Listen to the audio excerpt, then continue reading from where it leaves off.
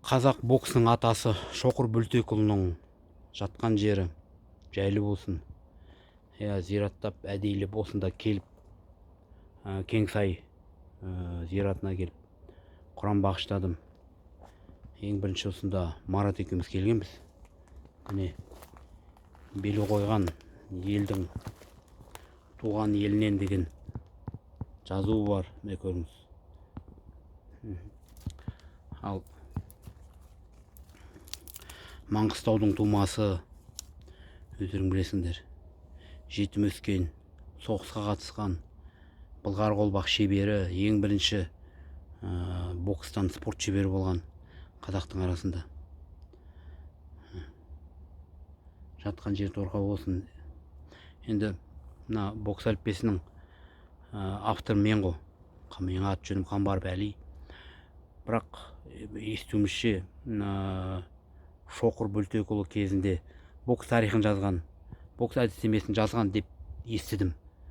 Оны айтып жүрген адамдарда бар, бірақ ол жоқ. Ол сол күйі жоқ болып кетті. Білмеймін қайда кеткен. Ол жоқ екен. Енді Шоқыр Бөлтекұлы 92 жылы қайтыс болды. Содан бері еліміз егеменді болды.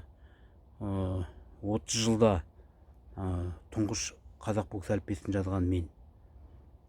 Мен де Маңғыстаудың азаматымын. Өзім Ақтөбеде туылсам да, бүкіл саналы өмірім, мектепке барғаным, мектеп бітіргенім, сол тұлға болып қалыптасқаным, ер азамат болып қалыптасқаным, санамның қазақи болып қалыптасқан жері әрине Маңғыстаудың жері. Сол себепті өзімді маңғыстаулықпын деп есептеймін. Әлімнің баласымын. Алшын, Әлім, Шекті, Құрманай, Бабақ. Сол 7-ші атамыз Құрманай ғой. Солай. Сондай бір жақсы неден мен толқып отырмын. Құран бағыштап, біздің еліміз тыныш болсын. Егемендік алайық, қазақтың әр қазағы, әр қазақтың баласы, әр қазақ бай болсын, дәулетті болсын деп тілейміз. Қазақ өзінің еліне, жеріне ие болсын деп тілейміз. Сырттан жау алмасын, іштен дау алмасын деп.